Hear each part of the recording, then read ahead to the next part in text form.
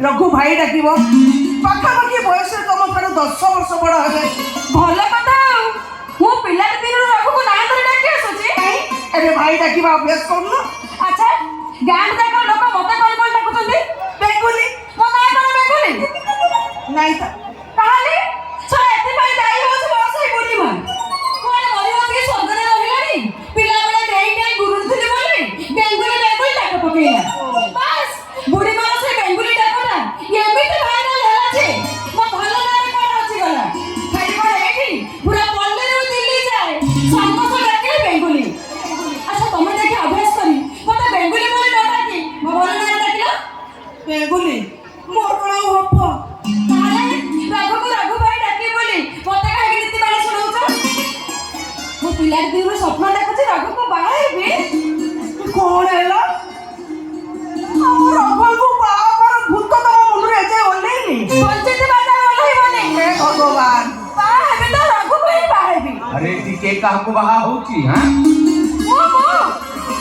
मो तो साला भाई रघु को बाहेबे हां बेंगुली से भाग्य कोन हमर अछि रेवती एकदम ठीक कथा कहिछि बेंगुल कहि कहल अरे तू हेलु सरकर चांद आम हेलु छार बामन अरे बामन ही चांद धरिबा दुसास हम बा काई करिब कहि तमे तो कथा कहछ ना भाई तम भाई ठीक कहछथि बेंगुली तमे हेलो पाठशाठ पढवा जियो मु हेले कन्हई पाड़ गाँ रे अंगनबाड़ी दीदी छाड़ छाड़ से कथा तमे को रघु को डाकिलो पर ता सागरे कथा वार्ता अरे समान तो ढेकानाल रु फेरी बोध हुए निधि मास्टर भौणी घर रहि जाइते बुझल ना आज फेरी आसीबे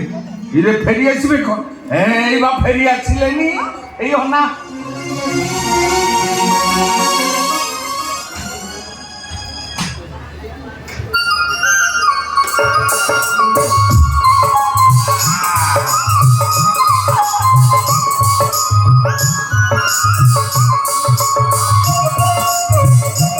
हां के तोरा को रघु ढेकाना लाइले हां पुरिया भगवान एक मात्र लांद भगवान दुआरे पुरिया छे ताकरा किसी मात्र उत्तम सफल हां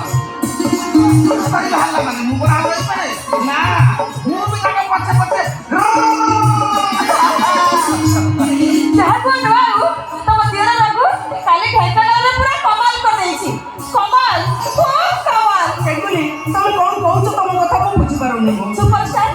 तमे का आगुरु सुपरस्टार देखिছো तू सुपरस्टार जाने मते देखि ना एई देखा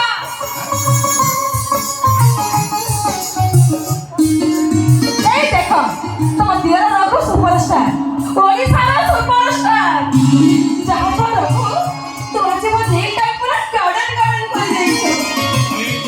ए कोन कोन किछि जानि पछ अरे मु तो किछि जानि परनी तो कोन कोन उडी जानि परनी तो ओडिसा रा सरकारी कोटी लोकक भितरु प्राय 3 कोटी लोक होते कृषक परिवार रो ए 3 कोटी लोक तो स्वर खाती तो स्वर ओडिसा एबे खाली उठुते पडुते तोरी कथा रे खास करे कई कोटा कथा रे विरोध आंदोलन करी सब रास्ता को जाम कर सालेनी एबे समस्त का मोहरे खाली तोरी कथा ए देख एई नाम के समाज यतिरे प्रथम पुरुष का फोटो आइली हां देख तो ओ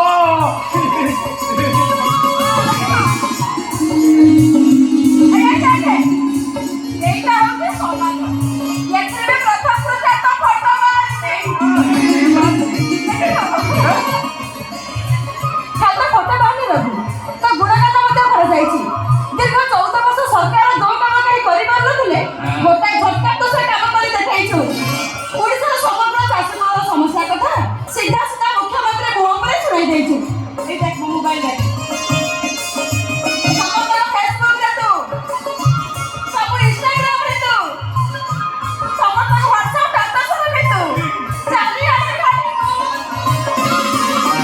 बेंगुली हे महापाट सब तोरी आशीर्वाद लो मां सब तोरी आशीर्वाद आशीर्वाद नुहे अभिशाप सब तमे खबर कागज पढुछ टीवी देखुछ ओडिसा सब राजनीति अंक को एई अगुआ ए पट पट पड़ दै सब निर्वाचन ରଘୁଆ ଗୋଳମାଲ କରିଛି ରଘୁଆକୁ ଦି ପଟେ ବିପଦ ଏପଟେ ଗଲେ ବିପଦ ଏପଟେ ଗଲେ ବି ବିପଦ ହେ ମହାମହାପେଟ ତୁ ମୋ ରଘୁଙ୍କୁ ସାହା ଭରସା ଲୋ ମା ମୋ ରଘୁଙ୍କୁ ତୁ ସାହା ଭରସା ଆରେ ଏବେ କ'ଣ କରିବା ଉଚିତ ନୀତି ମାତ୍ରେ ଶାଶୁଜୀ ଏମିତି ଆଇଁଟା ଜୀବନকে ଭାବି ଭାବି ସମୟଟା କାହିଁକି ଆପଣ ଆଚ୍ଛା ତମେ ଦେଖବନି କହିବ ମୁଁ ଯାହା କହୁଛି ମୋ କଥା ଶୁଣ ନିର୍ବାଚନ ନ କରିବା ଯାଏ ଏ ରଘୁଆ ଘରେ ରହିବ କୁଆଡ଼େ ଯାଇପାରିବ ନାହିଁ ଆଉ ଥଣ୍ଡା ପରା ବୁଧବାର ଦିନ ଘରେ ସଜିବି ଆଇ କଣ କହିଲେ ରଘୁଆ ତମେ ଭୁବନେଶ୍ୱର ଯିବ ସରକାରୀ ବାବୁ ମାନେ ଆସି ମତେ ଘରୁ ନେଇକି ଯିବେ ଆଙ୍କ ସ୍କୁଟରରେ ନୁହେଁ ବା କାରେ କାରେ କାରେ ସରକାରୀ ବାବୁ ମାନେ ଭୁବନେଶ୍ୱର ଆସି ମତେ ଘରୁ ନେଇକି ଯିବେ ଏ ପେନ୍ସନ୍ ଅଳ୍ପ ସଫା କରିକି ଭଲ ରକମ ଟିକେ ଆଇରନ୍ ଦେଇ ଦେଇଥିବ ତ ହଳିଏ ପେନ୍ସନ୍ ନା ତାକୁ ସଫା କରିକି ନଦେଲେ ମୁଁ ସରକାରୀ ବାବୁ ମାନଙ୍କ ସହିତ କାରେ ବସି ଭୁବନେଶ୍ୱର କେମିତି ଯିବି ତମେ ସଫା କରିଦବ ସରକାରୀ ବାବୁ ମାନଙ୍କ ସହିତ କାରେ ବସି ଭୁବନେଶ୍ୱର ଯିବି ରେ କଥା କହ ରଘୁ ତତେ ସେ ସରକାରୀ ବାବୁ ମାନେ ଭୁବନେଶ୍ୱର କାହିଁକି ନେବେ ସରକାର ମାନଙ୍କୁ ଦେଖା କରିବା ପାଇଁ ସରକାରୀ ବାବୁ ଦେଖ ସରକାର ମ୍ୟାଡାମ ମୁଖ୍ୟମନ୍ତ୍ରୀ ଆମ ଓଡ଼ିଶାର ମୁଖ୍ୟମନ୍ତ୍ରୀ ନନ୍ଦିନୀ ଜଗଦେ କୋଷା ପାଣି ରାଜନୀତି କୋଷା ପାଣିରେ ମୋହର ସାଜିବ ରଘୁ ନାଇଁ ରଘୁ ତୁ କୁଆଡ଼େ ଯିବୁନି ରଘୁ ଘର ଅଗଣା ଦେଇ କୁଆଡ଼େ ଯିବୁନି ସେମାନେ ରଘୁକୁ ରାଜନୀତି କୋଷା ପାଣିରେ ପେଶି ଦେବେ ତୁ ଛେଡ଼ା ଗୁଣଟା ଜାଣିଛୁ ଶାଶୁରା ଭାଇ ଠିକ କହୁଛନ୍ତି ଆମେ ଆଉ ସେ ପଙ୍କ ଭିତରେ ପଶିବାନି ମାନେ ଯାହା କହୁଛନ୍ତି ସବୁ ତ ଭଲ ପାଇଁ କହୁଛନ୍ତି କିନ୍ତୁ ମୁଁ ସମଗ୍ର ଚାଷୀ କୋଣ ପାଇଁ ଚିନ୍ତା କରି କହୁଛି କୁଆଡ଼େ ଯାଇପାରିବୁନି ମୁଁ କହିଲି ତୁ କୁଆଡ଼େ ଯିବୁନି ତୁ ବଟା କରା କେତେ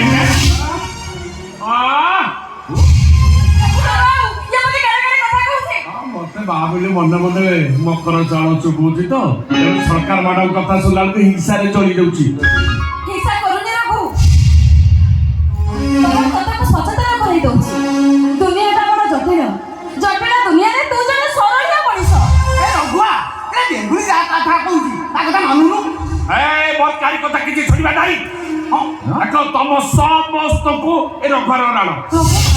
ମତେ ଭୁବନେଶ୍ୱର ଯିବା ପାଇଁ କେହି ବାରଣ କରନି ଚାଷୀମାନଙ୍କ ଦୁଃଖ କରିବା ପାଇଁ ମତେ ଭୁବନେଶ୍ୱର ଯିବାକୁ ହବ